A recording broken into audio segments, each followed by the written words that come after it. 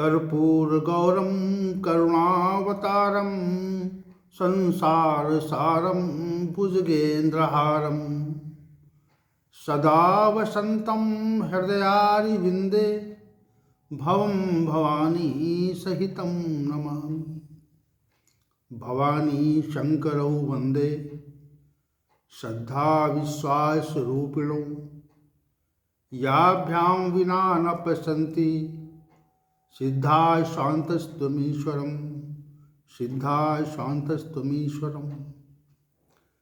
नमामि सुमीशान निर्माण रूपं विभुं व्यापकं ब्रह्मवेदैस्वरूपं निजं निर्गुणं निर्विकल्पं निरीहं चिदाकाशमाकाशवासं भजेऽहं। निराकारमोङ्कारमूलं तुरीयं गिराज्ञानगोतीतमीशं गिरीशं करालं महाकालकालं कृपालं गुणागार संसारपारं नतोऽहं।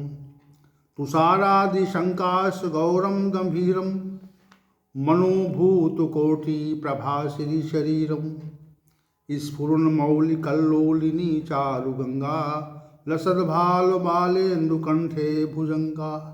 चलत्कुण्डलं भ्रूसुनेत्रं विशालं प्रसन्नाननं नीलकण्ठं दयालं मृगाधीशचर्माम्बरं मुण्डमालं प्रियं शङ्करं सर्वनाथं भजामि। प्रचण्डं प्रकृष्टं प्रगल्भं परेशम् अखण्डं अजं भानुकोटिप्रकाशं तयाशूलनिर्मूलनं शूलपाणिं भजेऽहं भवानीपतिं भावगम्यं। कलातीतकल्याणकल्पान्तकारी सदा सज्जनानन्ददाता पुरारी चिदानन्दसन्दोहमोहापहारी प्रसीद प्रसीद प्रभो मन्मथ्वहारी। न यावदुमानाथपादारविन्दं भजन्ति ह लोके परे वा नराणां न तावत् सुखं शान्तिसन्तापनाशं प्रसीद प्रभो सर्वभूतादिवासं। न जानामि योगं जपं नैव पूजां नतोऽहं सदा सर्वदा शम्भुतुभ्यं। जराजन्मदुःखोदतातप्यमानं प्रभो पाहि आपन्नो मामी शम्भो। रुद्राष्टक प्रोक्तं विप्रेरणहरितोषे ये भजन नरा भक्त्या तेषां शंभु प्रसीदति तेषां शंभु प्रसीदति। वसुदेव सुतं देवं कंस चाणूरमर्दनं देवकी परमानंदं श्रीकृष्णं वंदे जगद्गुरुं श्रीकृष्णं वंदे जगद्गुरुं। कृष्णाय वासुदेवाय हरे परमात्मने प्रणतक्लेशनाशाय गोविंदाय नमो नमः गोविंदाय नमः।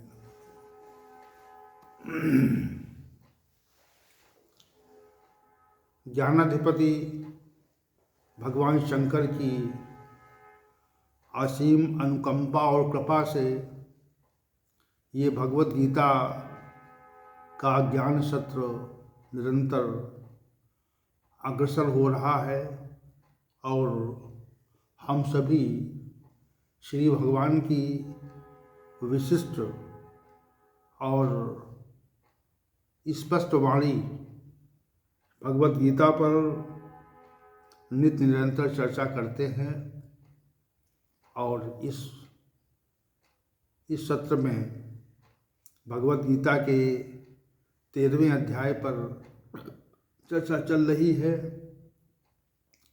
और सभी महानुभाव इस चर्चा में सम्मिलित होते हैं। तो उन सभी महानुभावों का भगवान कल्याण करे और उनको ऐसा आशीर्वचन दे कि वे इस मानव जीवन का उत्कृष्ट और सर्वश्रेष्ठ जो लक्ष्य है वो प्राप्त कर सके। और मेरी ओर से सभी को अभिवादन है। क्योंकि चर्चा नित्य चलती है और उसमें अनित्यता का कोई भाव नहीं है। हम सभी चर्चा नित्य करते हैं और ये चर्चा इतनी विशद रूप से चल रही है, अविरल रूप से चल रही है कि इसका कोई भी बाधा इसमें नहीं आ रही है। तो बाधा न आने का जो मूल कारण है वह श्री भगवान ही है, और भगवान शंकर ही उपस्थित होकर के इस चर्चा को आगे की ओर बढ़ने में सहायता करते हैं। तो हम सभी आज की चर्चा के लिए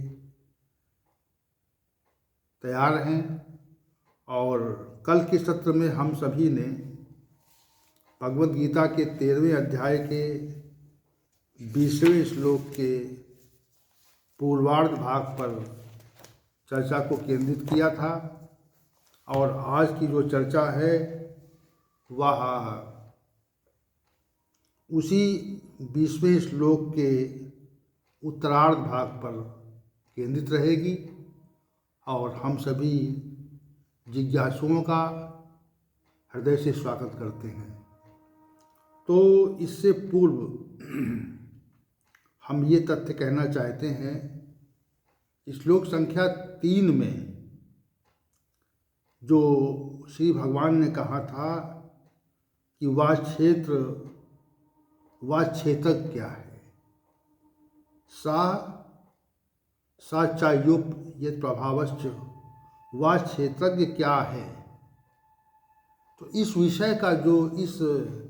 विषय का निरूपण श्री भगवान अब इस 20वें श्लोक के उत्तरार्ध भाग में कर रहे हैं, और जो इसका 19वां श्लोक का जो उत्तरार्ध भाग था उसमें तो यत यत पद थे, जिस निमित्त जो है, क्षेत्र जिस निमित्त जो है उसका प्रतिपादन हुआ था। और इस 20वें के उत्तरार्ध में श्री भगवान ने अपने ही द्वारा उठाए गए विषय, वो क्षेत्र क्या है, इस विषय को प्रतिपादित किया है। तो क्षेत्र क्या श्री भगवान कहते हैं, पुरुषा सुख दुखा नाम भोक्तृत्वे हेतु उच्यते। सुख दुखों के भोगने में जीवात्मा ही कारण कही जाती है, हेतु कही जाती है। ये आज का केंद्रीय विषय है जिस पर हम आज की चर्चा को केंद्रित करेंगे। श्री भगवान कह रहे हैं जो जीवात्मा है वह सुखों दुखों के भोगने में कारण कही जाती है, विशेष बात है। देखिए, तो सबसे पहली बात ये है कि हम सभी ने जीवात्मा के विषय में अनेक प्रकरणों में चर्चा का श्रवण किया था, और आज की चर्चा में हम पहले जीवात्मा के संबंध में कुछ बातें कहना चाहते हैं। शरीर में एक ऐसी सत्ता है जो इस संपूर्ण शरीर को प्रकाशित करती है, और इस समग्र शरीर के समस्त भागों को, चाहे वो भाग आंतरिक हों और चाहे वह भाग बाह्य हों, उन सभी को क्रियाशील रखने में, चेष्टा युक्त रखने में उस सत्ता को ही कारण माना जाता है। तो ये तथ्य समझें आप कि जो जीवात्मा नामक तत्व है वह इस संपूर्ण शरीर को क्रियाशील रखता है और चेष्टा युक्त रखता है, और वह जो जीवात्मा है जिसे इस शरीर से विलग होने पर जीव कहा जाता है, और जैसे ही वह इस शरीर में प्रविष्ट होती है तो इसे मनीषी लोग जीवात्मा, शरीरी, देही इत्यादि के नाम से, निर्देश से विभूषित करते हैं। और क्षेत्रज्ञ भी पद इस अध्याय में उसी सत्ता के लिए आया है जो इस शरीर को क्रियाशील रखती है। तो जब हम सभी माता के गर्भ में होते हैं और माता के गर्भ में ही परमात्मा की कृपा से वह जीव नामक तत्व जो है वह प्रविष्ट हो जाता है। देखिए, विशेष प्रक्रिया है यहाँ पे। माता के गर्भ में ही वह जीव नामक तत्व जो है, सत्ता है, वह प्रवेश हो जाती है। वह सत्ता कहाँ से आती है और उस सत्ता को इस माता के गर्भ में भेजने वाला कौन है, ये विशेष बात है। वह सत्ता इससे पहले जीव नामक सत्ता इस माता के गर्भ में प्रवेश करने के पहले कहाँ थी और उसका प्रवेश की सत्ता ने कराया और वह जीव नामक सत्ता माता के गर्भ में कैसे प्रविष्ट हो गई। ये विशेष रहस्यात्मक बातें हैं जिनके विषय में शास्त्रों में तो विस्तार से वर्णन किया गया है, परंतु हम सभी इस तथ्य को जानने में आज तक असमर्थ हैं कि वह जीव कहाँ था। कहीं तो होगा, कहीं होने पर ही वह माता के गर्भ में इस पृथ्वी लोक में आया। किस लोक में था और वह प्रतीत नहीं हो रहा था। चौथी बात कि वह अव्यक्त था, वह प्रतीत नहीं हो रहा था और वह अव्यक्त सत्ता माता के गर्भ में प्रकट होने के पहले कहाँ थी, ये बात भी रहस्य है। ये बात, ये तथ्य भी अव्यक्त है और किस सत्ता ने उसे माता के गर्भ में प्रवेश करने हेतु प्रेरित, उद्वेलित या बाध्य किया। यानी प्रेरणा किसी की रही या किसी ने उसको बलात् प्रवेश करने हेतु बाध्य किया। ये विषय भी बड़ा रहस्यात्मक है। किसने बाध्य किया, कौन सत्ता है जो उसको, इस जीव को इससे पूर्व अपने अधिकार क्षेत्र में रखे हुए थी और कहाँ रखे हुए थी। ये बात भी जो है, ये तथ्य भी रहस्यात्मक है, हम उसको जान नहीं सकते। तो कहाँ थी, किस सत्ता ने प्रवेश किया। अब तीसरी बात यह है कि वह कैसे प्रवेश कर गई। भाई, माता के गर्भ में तो शिशु जो होता है वह गर्भस्थ होता है, एक सीमित स्थान में वह उल्टी आकृति में स्थित रहता है। तो उस स्थिति में वह जीव नामक तत्व कैसे प्रविष्ट हो गया और उसके प्रविष्ट होते ही उसमें हलचल आरंभ हो जाती है। जब तक वो जड़ था तब तक उसमें हलचल आरंभ नहीं थी और जैसे ही वह जीव नामक तत्व इस देह में माता के गर्भ में आया तो वैसे ही उसमें जो क्रिया थी, हलचल थी, वह आरंभ हो गई। तो ये विशेष तथ्य है जीव के संबंध में। कहाँ से आया, किसने भेजा, कैसे प्रविष्ट हुआ, ये इतना रहस्यात्मक विषय है जो जिसकी उस ज्ञान तक हमारी पहुँच नहीं है और इस संबंध में हमें शास्त्रों की ओर ही देखना पड़ता है। हमारे पास कोई विकल्प नहीं इस संबंध में है। हमारे सामने इतना ही विकल्प है कि हम शास्त्रों का अनुगमन करें, उसमें जो कुछ भी लिखा हुआ है उसको हम मान लें। और अनेक वैज्ञानिकों ने भी इस संबंध में अन्वेषण किया है या कर रहे हैं या किया होगा, लेकिन वे किसी निश्चित तथ्य तक नहीं पहुंच सके। और ये बात रहस्य ही रही कि जीव किस लोक में था,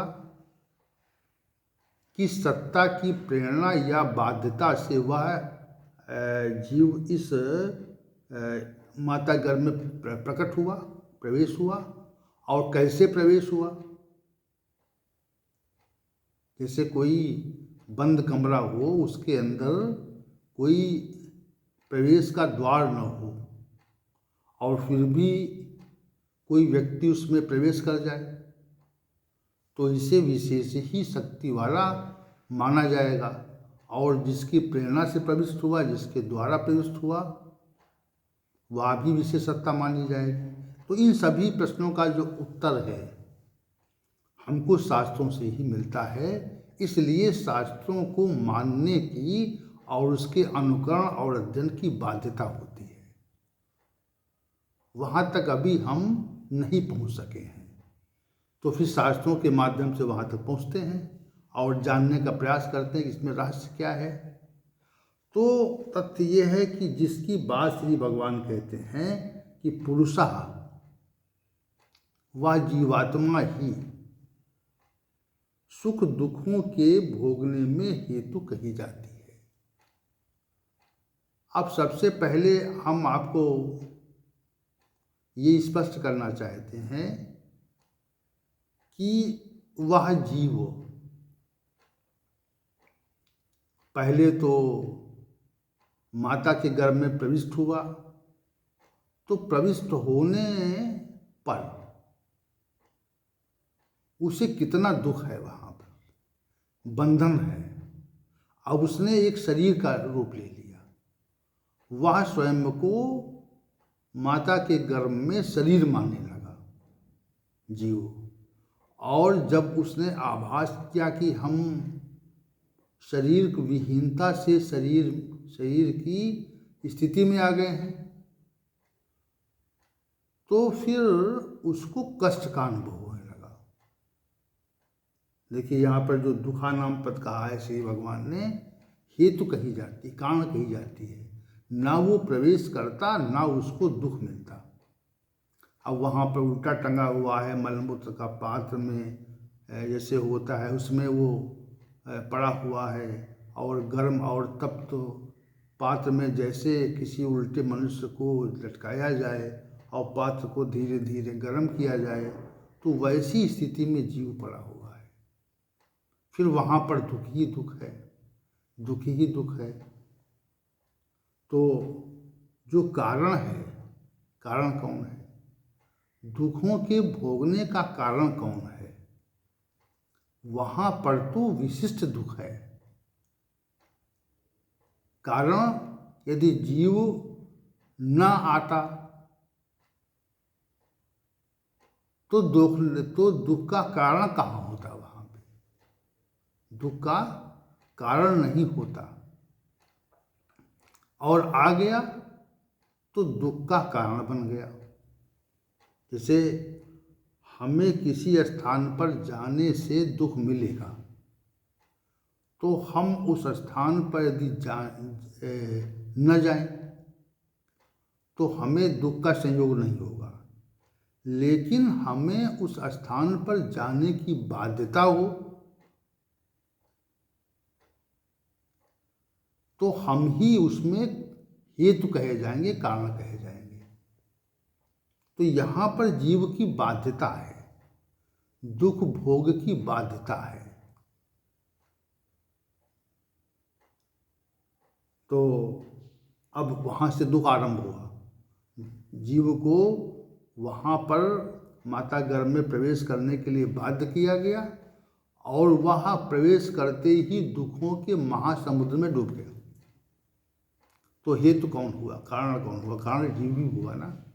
श्री भगवान जो कह रहे हैं दुखा नाम, पुरुषा दुखा नाम, उस भोक्तापन में, भोगने में जो जीव है वह ही कारण है, वहाँ पर बाध्यता है।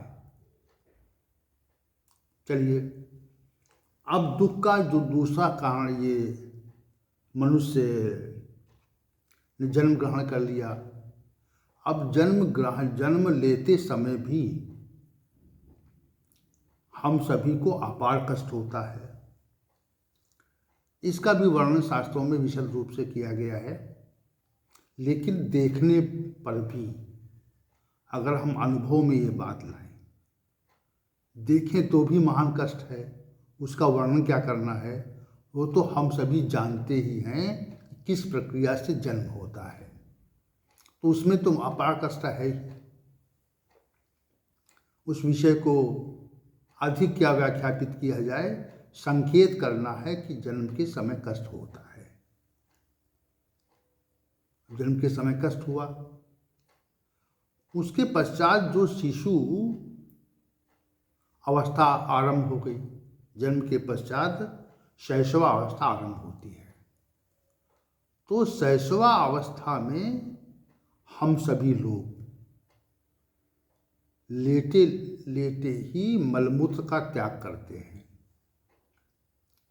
और बोलने में असमर्थ रहते हैं। दो बातें, हमें कोई कष्ट है तो अपने कष्ट को हम किसी को नहीं बता सकते। हमारे पास वाणी नामक सत्ता शक्ति नहीं है, सामर्थ्य नहीं है। तो वाणी नामक सामर्थ्य न होने के कारण हमको अपने कष्ट को बताने में असमर्थता है, तो दुख है। और दूसरी चीज़ ये है कि हम लेटे लेटे ही मलमूत्र का त्याग करते हैं, तो इससे बड़ा कष्ट क्या हो सकता है, इससे बड़ा दुख क्या हो सकता है? पुरुषा दुखा नाम की बात हो रही है भी, तो इससे बड़ा दुख क्या हो सकता है कि लेटे लेटे ही हमको, जैसे हम मनुष्य वैसी स्थिति में पहुंच जाए कि उसको लेटे लेटे ही मलमूत्र का परित्याग करना पड़े, तो उस दुख का आप आभास करें, उसकी कल्पना करें। आप उसमें हेतु कौन है? हेतु जीव है, इसको श्री भगवान ने पुरुषा पद से व्याख्यापित किया है। कौन हेतु है? पुरुषा। तो दुख आगे बढ़िए। अब वो कष्ट भी नहीं बता पा रहा है, बोलने में असमर्थता है, और लेटे लेटे ही मलमूत्र का परित्याग कर रहा, तो इससे बड़ा कष्ट क्या है? कुछ समय बाद भूख लगने पर अपनी भूख को बता पाने में असमर्थ है, तो वो रोता है, विलखता है, मलमूत्र का लेटे लेटे परित्याग करता है। तो इसको क्या कहेंगे आप? इसको दुखी कहेंगे ना, इसको दुखी ही कहा जाएगा। अब दुख का आरंभ हो गया। श्री भगवान का जो संकेत है, हेतु जीव ही हेतु है दुख में, तो जीव हेतु बन रहा है। प्रविष्ट ना हुआ होता तो क्यों दुख मिलता उसको? अब धीरे धीरे वो बाल्यावस्था में आता है, तो बाल्यावस्था में आने पर भी उसे अध्ययन के लिए हम प्रेरित करते हैं, जबरदस्ती है विद्यालय भेजते हैं। देखा होगा कि बच्चे जो हैं वह रोते हैं, विलखते हैं और विद्यालय नहीं जाना चाहते हैं। तो रोते क्यों हैं? रोते विलखते इसलिए हैं कि उनको विद्यालय जाने में दुख का आभास हो रहा है। भाई, मनुष्य क्यों रोता है? मनुष्य इसीलिए रोता है कि उसको जब दुख का आभास होता है, तो रोने की जो स्थिति है वह दुख की चरम अवस्था है। अपने कष्ट के कारण मनुष्य रोने लगे तो आप ये समझिए कि ये दुख की जो है वह चरम अवस्था है। आंसू प्रकट होने लगते हैं, तो रो रहा है, विद्यालय जाना नहीं चाहता, तो ये भी दुख है। और उसके पश्चात किशोर वय में भी उसे प्रातः उठना पड़ता है और अध्ययन करना पड़ता है। जब प्रातः सोना चाहता है तब उसे जो उसके माता पिता हैं वह उसे संरक्षक लोग हैं उसे जगाते हैं, समय से विद्यालय भेजते हैं, तो उसको भी कष्ट का। विद्यालय में आचार्य उसको प्रताड़ित करता है, यानी डांटता फटकारता है, यह भी दुख है। तो अब आप आगे आगे आइए, युवावस्था में उसे कर्म करना पड़ता है, अपने भरण पोषण के लिए सुबह से शाम तक श्रम करना पड़ता है, दुख। अब और आगे जाएंगे, प्रौढ़ावस्था में थक जाता है तो थकान का दुख, और वृद्धावस्था में तो दुख ही दुख है कि न तो हाथ पैर हिलते हैं, न तो हमारा शरीर काम करता है। अनेक रोगों का समुच्चय इस शरीर में प्रकट हो जाता है। तो पुरुषा सुख दुखा नाम जो ये भोक्तापन में हेतु कही जा रही है, यदि जीव ना आता तो उसको कष्ट ही नहीं होता। तो वृद्धावस्था के कष्ट को देखकर, जैसे उसे उठने में भी समस्याएं हैं, अन्य लोगों से संपर्क करने में भी समस्याएं हैं, तो वृद्धावस्था के दुख का आभास तो हम सभी ने किया होगा, उसको हम पुनः पुनः क्यों व्याख्यापित करें। और फिर मृत्यु के समय का जो दुख है वह तो शास्त्रों का कथन है, क्योंकि मृत्यु के समय का जो दुख है वह भी एक प्रकार का असीम दुख है, जिस संबंध में भी शास्त्रों ने व्याख्या की है। और उनका कहना है कि जैसे हजारों बिच्छू आपके शरीर को काटते हैं, एक साथ काटते हैं, तो मृत्यु काल में वैसा ही दुख होता है। मृत्यु काल में वैसा ही दुख होता है। तो फिर वृद्धावस्था और मृत्यु के दुख को भी आप इसमें सम्मिलित कर लें। तो अब इस जो श्री भगवान ने कहा कि सुख भी मिलता है, कुछ क्षण सुख के भी मनुष्य भोगता है। विषय भोगों में अति प्रयत्न से जो प्राप्ति होती है उसमें कुछ समय तो सुख का आभास, आनंद का आभास मनुष्य करता है, लेकिन शेष तो दुख है। कुछ परिश्रम से कुछ धन प्राप्त हो जाए, कुछ संपत्ति प्राप्त हो जाए, कुछ ऐश्वर्य मिल जाए, कुछ प्रतिष्ठा मिल जाए, कुछ बड़ा पद मिल जाए, और सांसारिक भोगों का संग्रह हो जाए, विलासितापूर्ण जीवन चलने लगे, हमें लोग प्रणाम करें, हमारा सम्मान करें, इसमें कुछ सुख तो दिखी पड़ रहा है, लेकिन उसमें हेतु क्या है? हेतु जीव ही है। फिर जो कर्म हम करते हैं अपने जीवन पर्यंत, उसके परिणाम में भी हमको सुख और दुख मिलता है, और वह सत्ता जिसके रहने तक हम कर्म करते हैं, तो वह सत्ता हमको नित्य निरंतर कर्मों की ओर उद्वेलित करती है, उन्मुख करती है, और कर्मों के परिणाम से ही हम सुख दुखों के भोक्ता हो जाते हैं, सुख दुखों को भोगते हैं। सुख भी मिलता है, दुख भी मिलता है, लेकिन सुख का जो मिलना है वह कुछ समय के लिए कुछ मात्रा में है, और दुख का जो मिलना है वह एक बृहद मात्रा में है। सुख दुख के भोगने में, भोक्तापन में ये जीवात्मा ही कारण कही जाती है, श्री भगवान कहते हैं। और श्री भगवान ने वह क्षेत्र क्या है, इस विषय का प्रकटीकरण इस 20वें श्लोक के उत्तरार्ध भाग में किया है। तो बहुत स्पष्ट बात है इसे कि सुख दुखों के भोगने में ये जीवात्मा ही हेतु कही जाती है। सुख तो कम है और दुख अधिक मात्रा में है। उनका जो दुख का उपभोग है हमको अधिक करना पड़ता है। सुख का भी आभास मनुष्य को होता है कुछ समय के लिए, लेकिन